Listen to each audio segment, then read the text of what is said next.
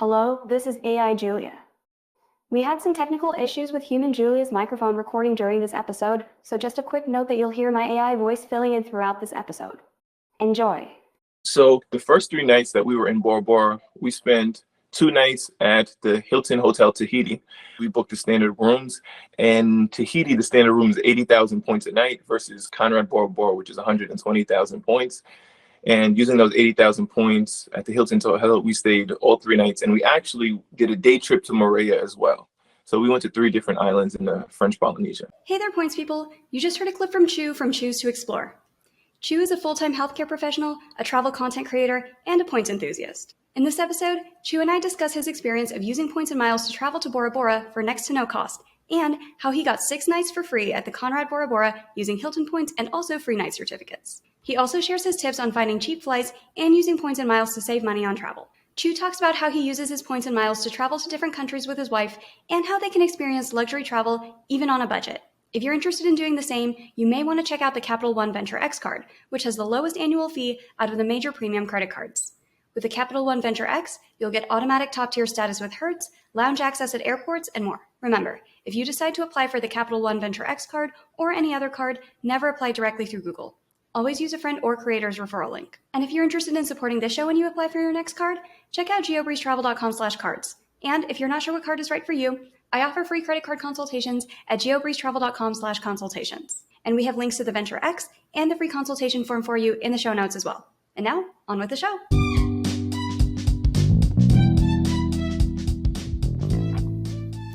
Welcome to the Geobreeze Travel Podcast, a show for anyone wanting to level up their travel hacking lifestyle. I'm your host, Julia Menez. I'm a travel hacker, coach, speaker, Filipino-American ENTJ who loves solid travel gear and using shortcuts on spreadsheets. On this show, I'm on a mission to bring you travel hackers from all walks of life to help you level up your travel hacking game. We dive into credit cards, miles, points, strategy, mindset, and the secrets behind how to travel the world for next to no cost. So, let's get hacking. I'm so excited to have you here and to talk about Bora Bora, which is one of the most aspirational places where people always ask about how can they do that on points. Excited to talk about your amazing trip today, but before we get into all of that, tell us a little bit about you, your background, and how did you get into the game of points and miles? So I'm Chu. I'm originally from New York. Well, I still live in New York. I started traveling about 5 or 6 years ago, and I originally was just like a broke kid. I just graduated college and I wanted to travel as much as I could, but I didn't make a lot of money. So I had to try to find different ways to make travel affordable.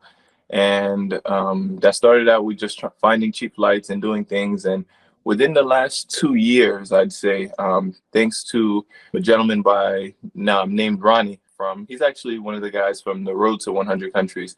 He was really helpful in terms of me using points and wanting to get into using points and miles, and helped me a lot in terms of doing it. So I guess I started traveling using points maybe within last 2 years or so. Awesome. What are some of the first cards you started off with once you found out about the hobby?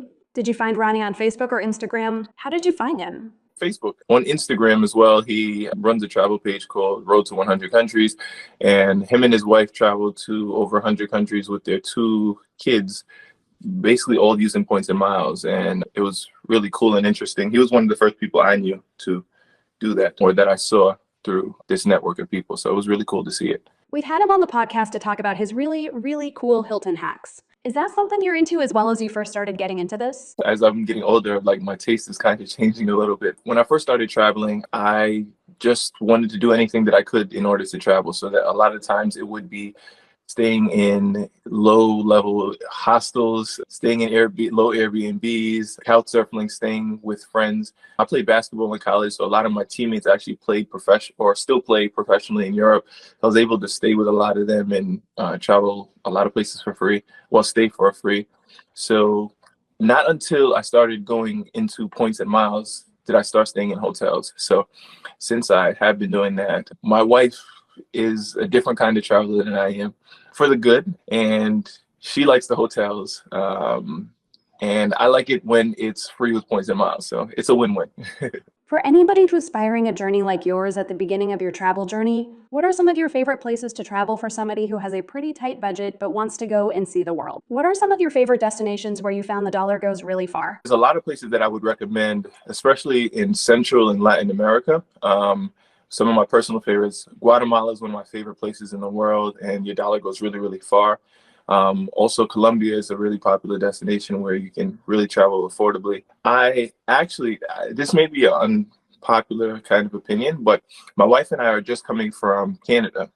And being in New York, we got a really cheap flight. We flew to Canada for around $26 with no points and miles. And then we flew from Toronto to Calgary.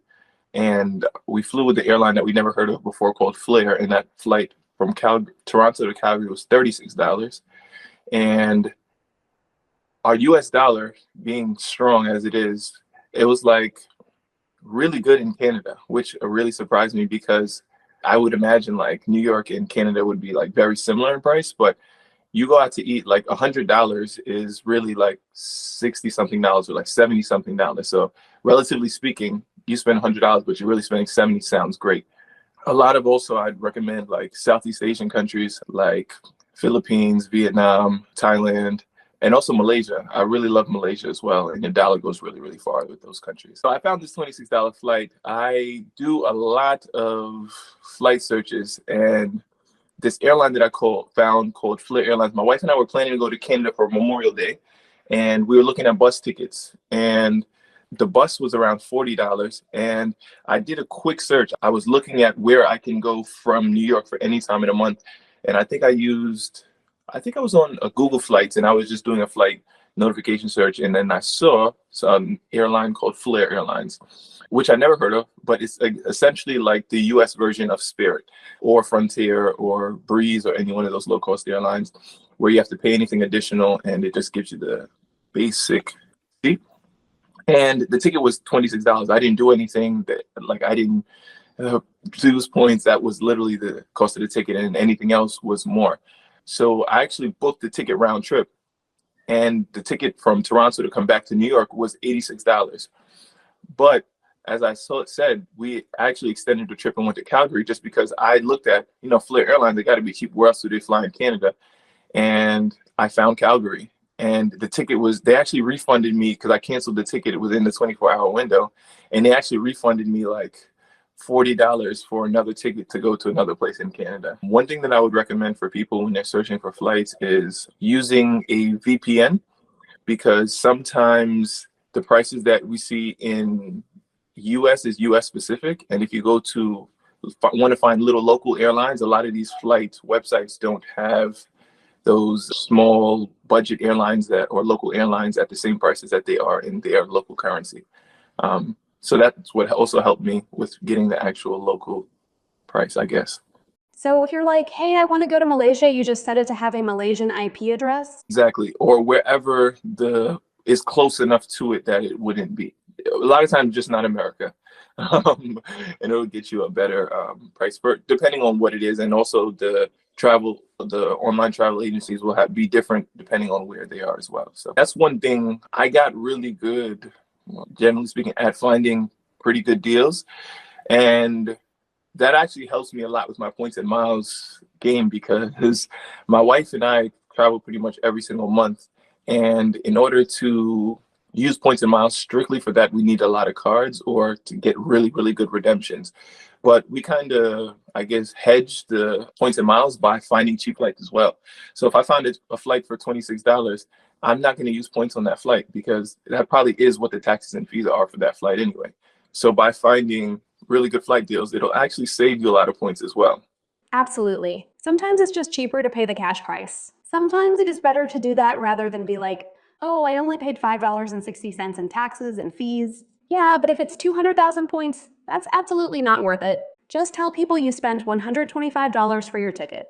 That's a way better deal. Absolutely, especially depending on what airports you're flying into. Like, I know for airports that are notoriously high with taxes and fees, like, for example, flying into London, you might pay $350 in taxes and fees anyway. So if you can find a flight that is $400 one way, you might as well just pay the cash price versus paying for the ticket, unless you want the experience that you're going to have with one of those big airlines as well. For sure. So when you started transitioning from low-cost carriers and finding the cheapest flight deals online to okay, we're learning about points and miles. What were some of the first cards you got, and how did you kind of step into the world of points? I started with just finding cheap flights, and now I go to points and miles. I use points and miles to kind of complement my cheap flights. So the first card that I think I got was actually a hotel card. And I wouldn't recommend people doing this, but I learned this through trial and error. I got a branded Hilton card. And now it helped because that's one of the ways that I ended up going to Bora Bora that we'll speak on later.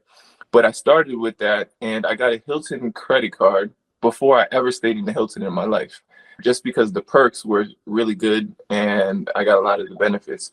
But the first card that I got with flexible traveling points was the Capital One Venture X. So this must be about less than 2 years ago, because that card is relatively new. And that card, using that card, we actually ended up going to Singapore and Bali and Frankfurt, Germany for our honeymoon, using that sign-up bonus at the time. So yeah, I really like that card. That's one of my favorite cards that I use in my wallet right now. I know Singapore has a cool, well, depending on what flights you pick, sometimes they have like really long layovers. A lot of people don't like layovers. I personally love layovers because it gives you an opportunity to see multiple places while you're traveling. So on our honeymoon, we stopped at Frankfurt. We had, I think, about 8 hours in Frankfurt, Germany. No, we had 2 days in Singapore, and then we went to Thailand. Because it's all in the same category in terms of where a lot of airlines give you based on the distance. Thailand and Singapore is the same distance. So it was the same amount of miles to fly to Singapore as it was to actually have a stop in Singapore and then go to Thailand. So we decided to see them both on our trip. And we picked the longest layover that they allowed us to have without upgrading our ticket as well. But what I would say is, depending on, like, Singapore is, relatively speaking, an expensive destination. So you do have to factor in, even though you are getting a quote unquote free flight to go to the next destination, you do have to factor in hotels depending on where you're staying or what the cost is as well. But a lot cheaper than buying another flight. So I still came out ahead, I believe so. Absolutely. And I think that those airport hotels are where those free night certificates really, really come in handy. Like the category 1 through 4 with Hyatt or Marriott Bonvoy Boundless ones that are up to 35,000 points per night. The IHG ones that are up to 40,000 points per night. People are like, okay, but when are we only going to spend one night at a hotel that's a pretty low category? Those airport hotels, just to go city hopping and take a tour of a city and go back to the airport, those are a prime case for those different types of free night certificates. Absolutely. Especially with the devaluation of a lot of those hotel chains, it's a prime way to use it without really feeling bad that you're using it as well. For sure. So let's talk about your trip. Give us all the details on how did you decide on Bora Bora? Where did you fly? Where did you stay? How many points did it cost? Break it down for anybody who's like, I want to recreate this trip and go to Bora Bora. Give us a step-by-step on how somebody would do that if they wanted to plan the exact same trip. So my wife always jokingly said to me that she wanted to go to Bora Bora. But my joke to her was that I was always way too poor to go to Bora Bora. So it never seemed like a real reality to me. But through the power points and miles, I was able to do so. And we had a great time. I told you the first card that I ever got was a Hilton card. And we were planning to actually go to Bora Bora for our honeymoon. Unfortunately, I didn't, at the time when I got the card and was planning for my honeymoon, I did not understand what award availability is. And there was not award availability for the time that we wanted to go. Well, there was, but not a string of nights. So in order to stay, we had 3 nights in Tahiti and 3 nights in Bora Bora. So we had a total of 6 nights in French Polynesia. And I was looking for consecutive days in order to book with my Hilton card and stay at Conrad Bora Bora. So first, I'll talk about how I got 6 nights with using my Hilton card. So at the time that I signed up for a Hilton Surpass card, which is their $95 annual fee card, I, at the time, was paying for my wedding, which is a lot of money. If I would have done this, if I would have known how much I would have spent for a wedding, I would have gotten maybe 5 or 6 more cards at the time. But I opened up the Hilton Surpass card, which I believe the sign-up bonus was like 130,000 points and a free night reward. I think they're running a promo very similar right now. So if you guys are interested, now would be a great time for a free night certificate, as well as 130,000 points, because that right there gives you 2 nights. Because the standard award availability at Conrad Bora Bora, when I booked it, was 120,000 points. So getting the Surpass, getting the sign-up bonus, which I think was $2,000 in 3 months, it gave me 1 free night with the point sign-up bonus and 1 free night with the free night reward. So that gives me 2 nights. Also, with that Surpass card, if you spend $15,000, which is a lot of money, like I said, I was paying for my wedding, you get another free night reward. So that right there gave me 3 free night rewards. And then it also has a bunch of other perks as well. It gave me gold status. It gave me access to 10 different lounges, which the gold status gives me room upgrades if it's available. It also gives me breakfast, which saved us a lot of money when we were in Bora Bora. But what I also did is I signed up from the Hilton Surpass. I actually also referred my wife for Hilton Aspire. And when I referred my wife for the Hilton Aspire, it's a card, Hilton's premium card. It comes with a free night reward just for having the card, and it's a $450 annual fee. So that right there gave me us 4 free nights, as well as it's every year. We got married last year, so we got 1 more free night certificate for this year that we strung along. So we had actually 4 free night certificates and over, I want to say 300,000 points, more than that. So we were able to get 6 nights for free using 2 cards with the Hilton, 2 Hilton cards. So you have 1 free night through the sign-up bonus with the Surpass. You spent $15,000 or more for the wedding, so you got another free night there. Your wife got a free night just from opening the Aspire card, and it reset during the calendar year, and it was probably during that pandemic time when they were carrying over free nights. So that's 4 free nights. And from the sign-up bonuses and just using these cards, you were able to get another 2 free nights with points there as well. And I'm guessing you guys probably did like a 5th night free, so you only really needed to pay for 5 nights. Is that how it went? Exactly. So using points, if you use points for 4 nights, you get a 5th night free. Actually, what I didn't realize is a free night certificate doesn't count towards that promo. So our free nights did not help us with it, but we didn't stay 5 nights in one resort anyway, so it didn't help us anyway. The calculated expense for a night, because we got upgraded because the Hilton Aspire gives us diamond status, we got upgraded to an overwater villa in Bora Bora, and the going rate at the time that we went was around $3,000 or something like that. And then for our last 2 nights, we got upgraded to a deluxe overwater villa with a plunge pool, which was over $4,000. And when you did the math, it was like something crazy, like $15,000, or I don't know what it was. The math, I'll look at that exactly, but it was something that I would not have paid in order to go to Bora Bora.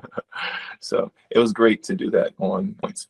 If you're looking to earn more points and miles, there are usually 2 main ways to get there. The first one is with credit card sign-up bonuses, where you can easily earn tens of thousands of points by putting your expenses on a new credit card. If you're in the market for a new credit card, we offer free credit card consultations and provide you with personalized recommendations based on your particular travel goals, budget, and lifestyle at geobreezetravel.com/consultations. But there are also a ton of ways to earn points outside of opening more cards, and we have some of my favorite methods like stacking, finding hidden bonus offers, and finding reimbursable spending strategies outlined in my free webinar called You Do Not Need 20 Cards.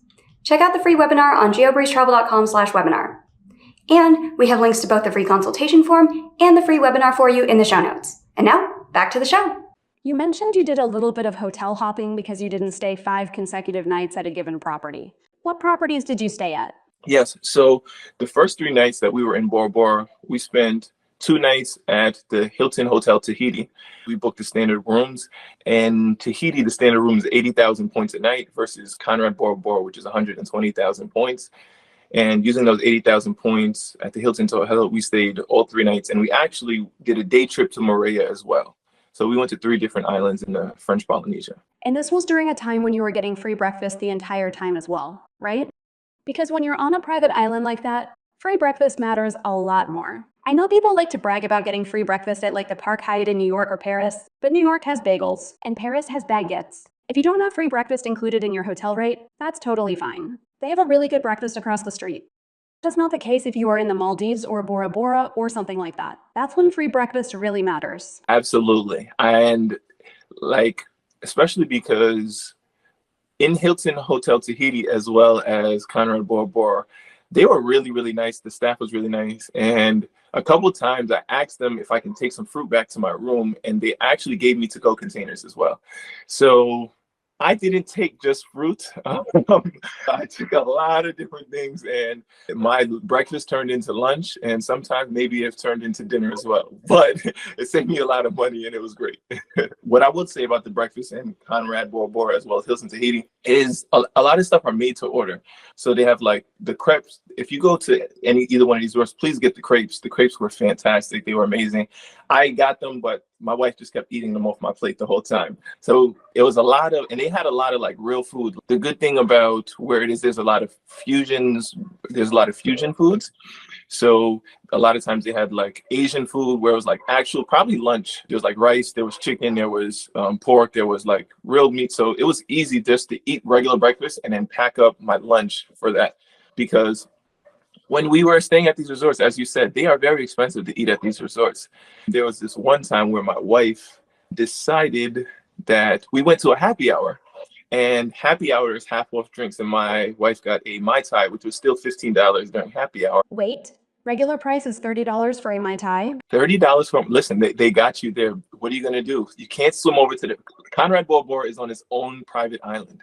I guess you can swim back over to the main town and get something else if you wanted to, but that's why I highly recommend, in order to save money in Bora Bora, go to duty free before you go to any of these islands, because it'll save you a lot, especially on liquor prices. So you can haul your own stuff into the room?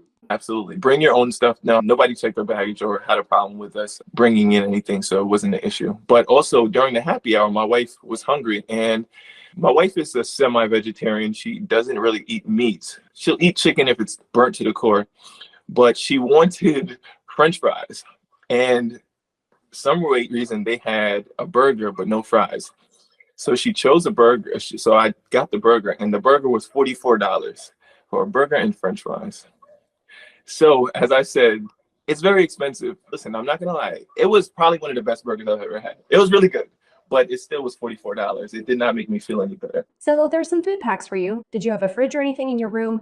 Or was it just like, oh, we're eating room temperature grapes and everything else throughout the day? No, there is a fridge in the house, in each room. They have all of their like pay for drinks in the fridge, but we just moved those out and put our stuff in there, so it wasn't problematic. Also, what I would say in terms of food costs that really helped us, when my wife got the Hilton Aspire card with the $450 annual fee that gave us the free night reward, it actually paid us way more than that, because included in that card is a $250 resort credit.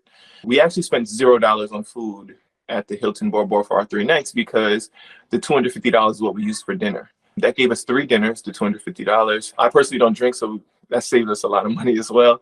So using that $250, our bill at the end of the trip was $0 outside of having to pay the ferry or the boat to take you from the town to Conrad Bora Bora. Yeah, how much does that cost? Because a lot of people in the Maldives are like, I was not ready for the hundreds of dollars that the seaplane to take you to the private island is going to cost. What does it actually cost to get from the airport to the Hilton Bora Bora or the Conrad Bora Bora? So with Hilton, it cost 150,000 100 or 15,000 XPF, which is equivalent to something like $150 per person. So it would have been about $300 round trip for the two of us. But I'm giving you guys a lot of game right here.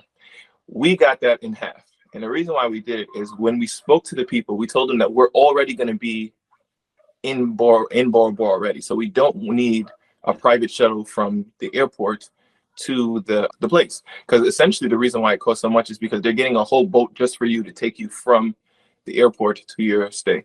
So they said there actually is a free shuttle that takes you from the town to have to pay 7,500 XPF, which is something like 60 something dollars, which cut the price in half. So for the two of us, it was the price of 1 person round trip. And where does this free shuttle go in? If you fly with Air Tahiti, it includes a free ferry to the town, which is Vaitape. Now, going from Air Tahiti will take you from the airport to the town ferry. And in the same main village is exactly where Conrad Bora Bora has the free shuttle that takes you back to Conrad Bora Bora. So basically, by taking the free shuttle from the airport to the town, and then it was great because, like I said, my wife and I, we went grocery shopping. We went and checked out local things to save on money and food costs. And then we went on the shuttle back to Conrad Bora Bora, and it was half the price to do it that way versus them picking us up from the airport. That is a really good hack. So then I take it you flew Air Tahiti in order to get the free ferry. How did you do that? Was it a cheap cash fare? Was it on points and miles? How did you do the flight piece? I think they partner with American. You can use American miles. I actually don't have many, if enough, miles to do it that way. So I paid cash. I'm going to give you guys another tip here. Before the airlines were dominated, just Air Tahiti was the only airline that flew from Tahiti to Bora Bora. Now it's not the case. There is a new airline. It's called Air Moana. And Air Moana prices are not significantly cheaper, but $30, $40 cheaper one way. So give or take close to $80. So look at Air Moana tickets if you guys want to save on those tickets and you want to pay cash. I think round trip our tickets were $248, somewhere between $240 and $260 round trip. It cost us to go from Tahiti to Bora Bora, and we flew with Air Tahiti. Now, my wife and I fly strictly with book bags. Generally speaking, we don't pay for luggage, but Air Tahiti also includes 2 free check bags. That is also a good perk of them as well. How did you cross the ocean? Because that was just your quick flight between Tahiti and Bora Bora. Or how did you get from like New York to over there? We live in New York, so we were paying cash to fly to Tahiti because we found a really good cash fare. We flew, at the time, we found a round trip ticket. I subscribed to an email list called Dollar Flight Club, I believe, or it was either Dollar Flight Club or it was going.com. And Going, which was Scotch Chief's flight. And there was a deal from San Francisco to Tahiti for, I think, like $400 something round trip. So we booked the one way and it was like $200 and something.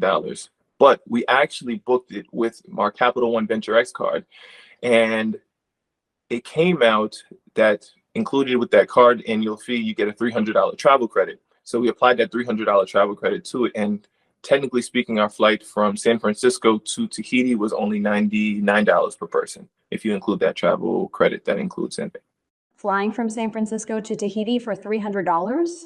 It was a flight deal. I don't know if it was a mistake fare, but I'm giving you guys a lot of game here. There also is a really good airline who we flew with. Well, I don't know, really, it was a good airline. It's called French Bee. Now, French Bee is a low-cost airline. Most people fly with the big name carriers, and those are why they're really expensive. But French Bee is another low-cost airline that we flew from San Francisco to Tahiti, and it was like $200 something. And it was actually really good.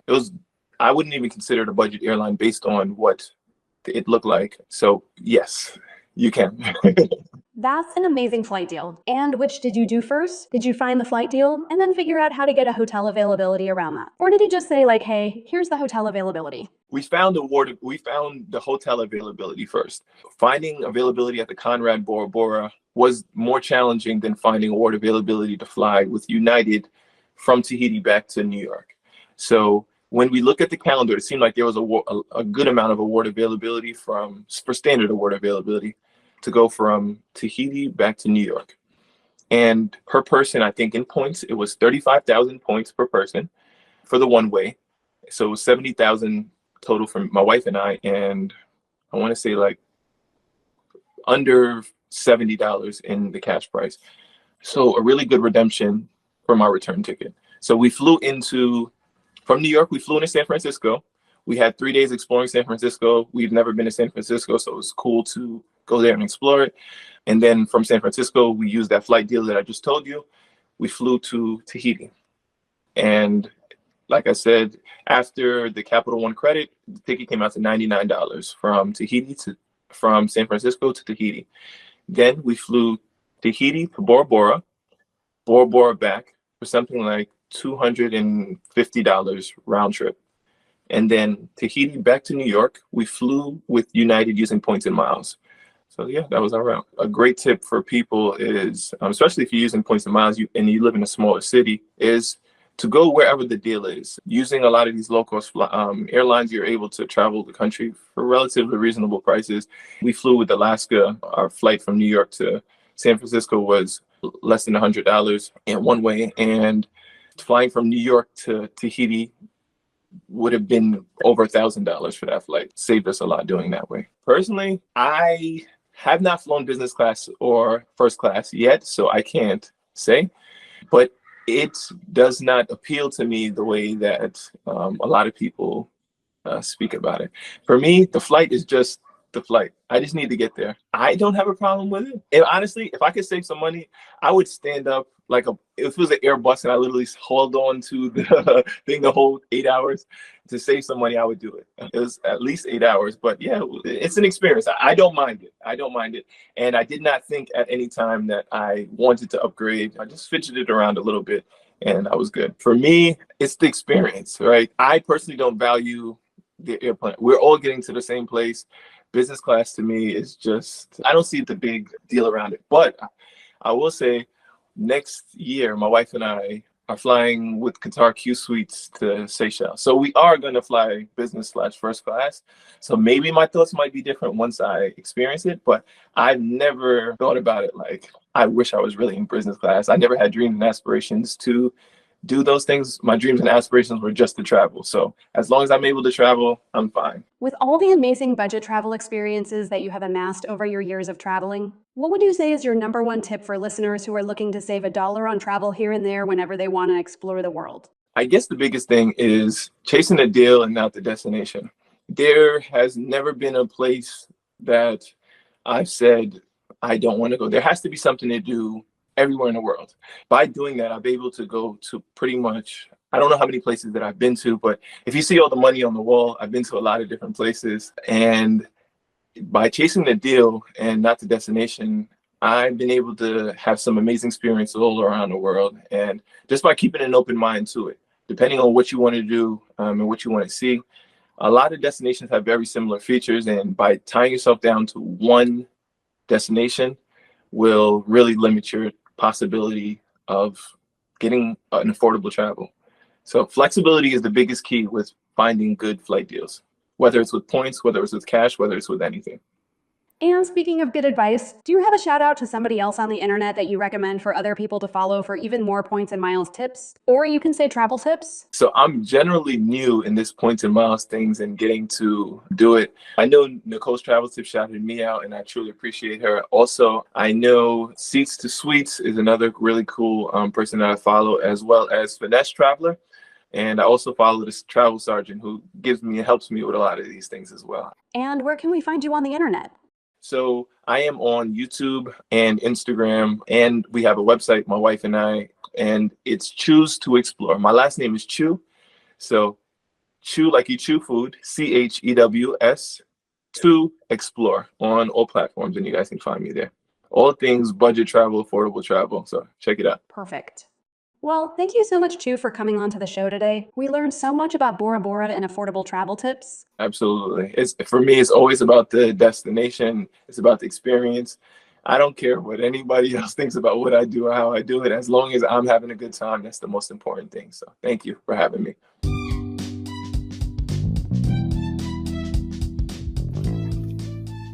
Thank you so much for listening to today's episode of the Geobreeze Travel Podcast. If any of the cards mentioned in today's episode piqued your interest, please check out the links in the show notes for more information on any of the cards. Also, if you apply for a card using the links on that page, I may receive a commission too, so please and thank you. P.S. I hear the links work better in Internet Explorer or Safari, and sometimes the credit card applications tend to glitch out in Chrome. Additionally, it would mean the world to me if you could subscribe to this podcast, leave a 5-star review, and share it with a friend. And if you would like to make even more travel hacking friends, please sign up for the Patreon to access our monthly masterclass hangouts. We dive deep into a particular points program each month, and you'll get to ask all of your travel hacking questions and enjoy being around other people who enjoy points and miles just as much as you and I do. If you would like an invite to the next one, head over to geobreezetravel.com/hangouts to sign up to be on the invite list. Take care and happy travels!